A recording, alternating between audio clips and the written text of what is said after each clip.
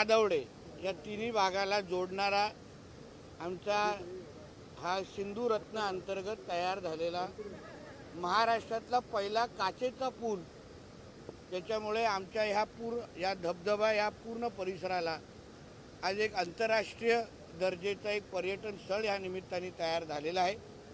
सिंधू रत्नच्या माध्यमातून ही निधी उपलब्ध झालेली आहे। यासाठी मी आदरणीय दीपक केसरकर साहेबांना या मनापासून आभार मानतो।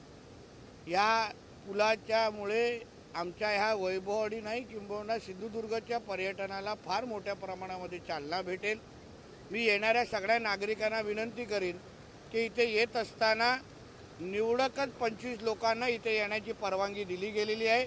होमगार्ड आणि पोलिसांचं फार बारकाईने लक्ष आहे, म्हणून इथे येताना आनंद लुटताना सगळ्या बाबतीची काळजी घेऊनच या पुलावर यावं आणि आनंद लुटावं एवढं आवाहन आपल्या माध्यमातून करतो। आज मुख्यमंत्र्यांचा वाढदिवस आहे आणि याच दिवशी आज हा पहिला